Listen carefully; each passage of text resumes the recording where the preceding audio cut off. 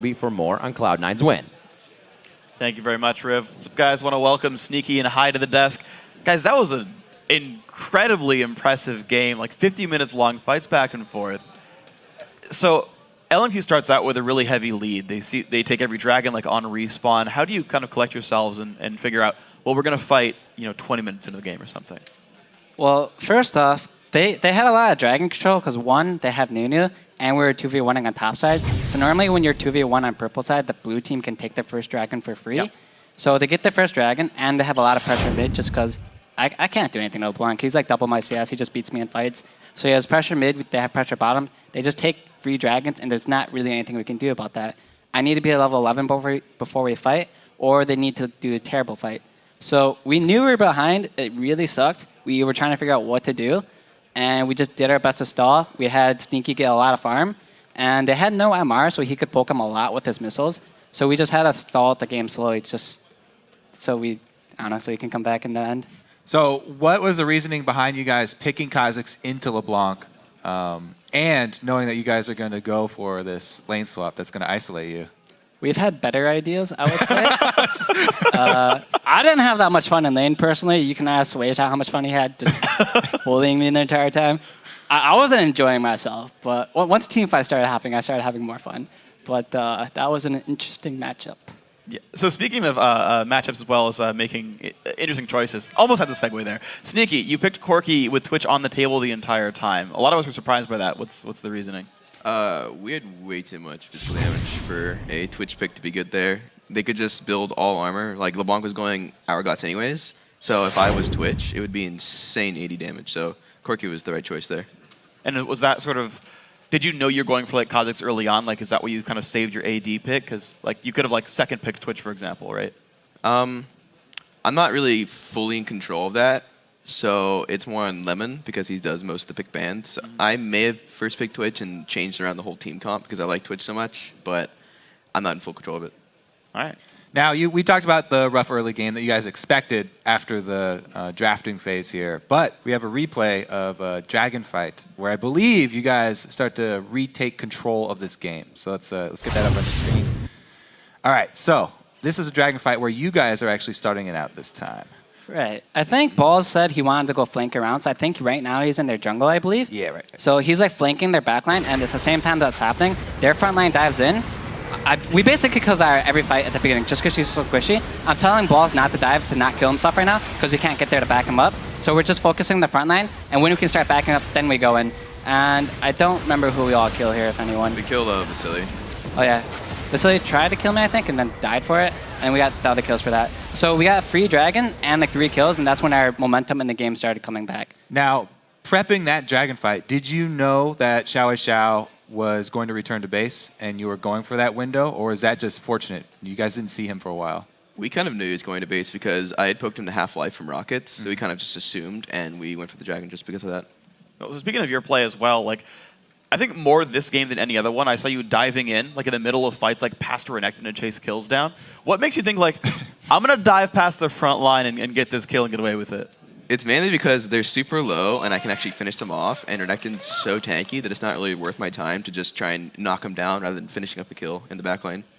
Yeah. You just decide, yeah, I can deal with it. It's very important to get me the reset in the fight. And if Sneaky dies for it, but he gives me a reset so I can kill everyone else, like at that top fight, then that's worth it. So if I can get that reset and jump onto other people, then likely the team fight will go well for us. Yeah, a lot of the times, Sneaky would be looking to go aggressive versus Vasily and use everything. How do you guys actually keep your composure and actually calculate those trades? Because some of the times, trade was not going to go in your favor.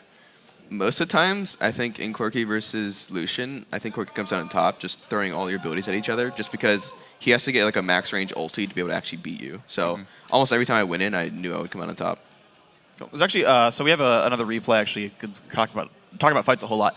It's the Baron fight. It's the one. Actually, Baron regens over it's medium a Baron fight. It's one of them. I think it's the LMQ one. Yeah. If you guys want to walk me through this one. I believe Medius goes for a steal here. I don't honestly know what he was doing because I'm focusing on what I'm doing right now. So Balls uses ulti, but he doesn't really get in the backline with the ulti. So I'm trying to jump in with him at this time, but we can't get to the backline right now. I think Corki gets CC'd and Renekton's on top of him. So the fact that Corki can't hit their backline and Balls has no way of getting there anymore, I can't really jump in, otherwise I would just die as well. We just lose this team fight just because we can't get to the back line. They got to Baron, they kited backwards, and because of that, we lost the fight pretty handedly. It wasn't that So fun. leading up to this Baron by LMQ, you guys took that last turret and you were like out of mana as Kha'Zix. What is the communication with the team at that point? Are you trying to get them to stall for you to get back to Fountain and get your mana to rejoin the Baron area?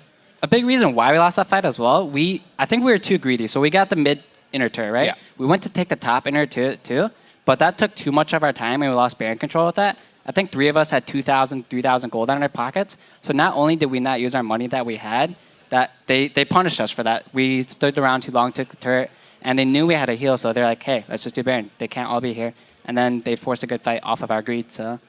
Yeah, I had an insane amount of gold at that fight. I had like 3,000, enough for Blade the Rune King when I backed before the fight even started. So I kind of wanted to back, but I knew they were going to do some pressurizing, so I had to stay.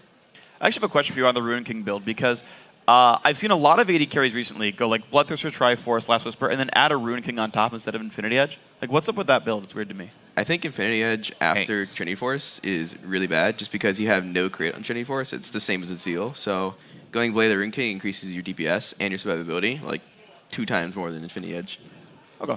To have anything to do with double tanks, or would you just usually get Blade of the Rune King regardless? I would get Blade the Rune King regardless. You can duel ADs easier, you can run away, you can catch up. It's so much more versatile than Infinity Edge. Okay.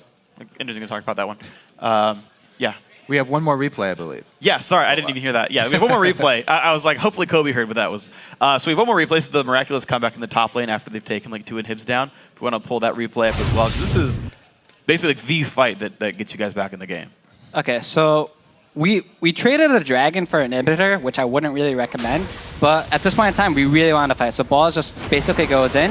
We're focusing the front right now, and this fight is extremely chaotic. We can't run it through because of Nuno at the moment, and we're basically just hitting the front line. And Renekton is extremely tanky. He's not dying. So we're slowly going in. I'm trying to flank around on the side, and I think Sneaky is just like fighting them all. And then they kill themselves to kill Sneaky pretty soon. But we want to go in, like really badly. And at the same time, our base is dying, so we have to send one person back. I think Meteor's backs maybe, I don't really know. But just a team fight in general, they just keep running backwards and it's hard for us to catch up. And High's call here was, I need a kill or we lose this fight. Yeah, so Lemon thankfully kills Vasily, and that lets me kill everyone else. If Vasily didn't die there, we probably would have lost that fight. So thank God for Lemon. Now, did Meteos make the call to go back and defend base by himself, or Yeah, did someone? that was him. He was paying attention to the base the entire game. He's like, all right, I'm coming back, saving the base. And I'm like, all right, we're going fighting then. So it's pretty handy to have someone like him like help out shotgun because I wasn't paying attention. I was trying to like win the fight. That's a good way to save the game. So speaking of Minos, actually, one thing I was tracking throughout the game was how the junglers were progressing. So a couple of random facts. Around mid-game, after their 3rd dragon, Meteos and No Name had the same amount of gold, because even though he took in 3 dragons, Meteos was farming. And then at a later point in the game, Meteos had 574 gold from Lizard Elder from Conservation, and Nunu had 40. He had killed 1 camp since getting his Ancient Golem, and so that gold lead was actually pretty massive between those 2 roles. Watching that Nunu kind of control the jungle against you guys, set up all these fights, like, do you like that style of champion and that style of play? Is there something that you would change if you brought that into Cloud9? Well, personally, I think Nunu is one of the most annoying champions to deal with because his sole goal is to be annoying. He doesn't kill you. He doesn't like do anything but annoy you. He throws snowballs, and that's all he does. So I personally don't like the champion. It's really annoying to play versus, but it's like a support jungler, and it's all right. But as you saw there, it got super weak. It had no money, and Lee Sin was just infinitely stronger than Nunu, even though he had early game pressure, and that's what Nunu does. It's just, what does he do after that other than throw snowballs, I guess? Well, congratulations on your win. For our last question, you guys have talked a lot about how you are coming back as a team. Do you still feel like, even after this win as well, there's still a lot of room to gain to get back to where you were? Or are you pretty much back to old Cloud9?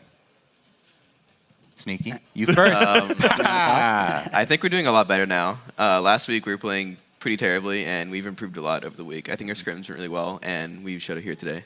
What do you think about next week, Hi? I don't know who we play next week, but I want to keep getting better. We have a long way to go to be where we want to be.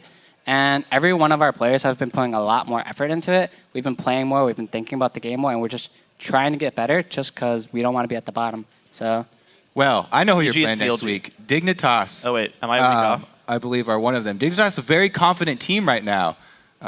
looking to be, they're at the top of the standings. How do you feel about the new Dignitas with Coast members? Honestly, they're doing much better than pretty much everyone expected, I believe.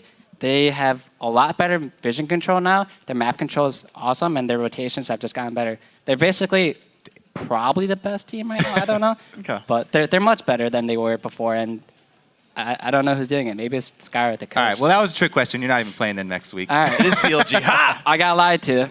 Kobe. So, Dave did. all right, man. Yeah, that's the one. Jeez. All right. Anyway, guys, congratulations on your win. You guys are obviously playing awesome. We'll keep seeing you guys progress throughout the year, and hey, maybe you can get that first place back. But we've got more games coming on. We're just warming up. When we come back, Team Curse will face off against Evil Geniuses. The Summer Split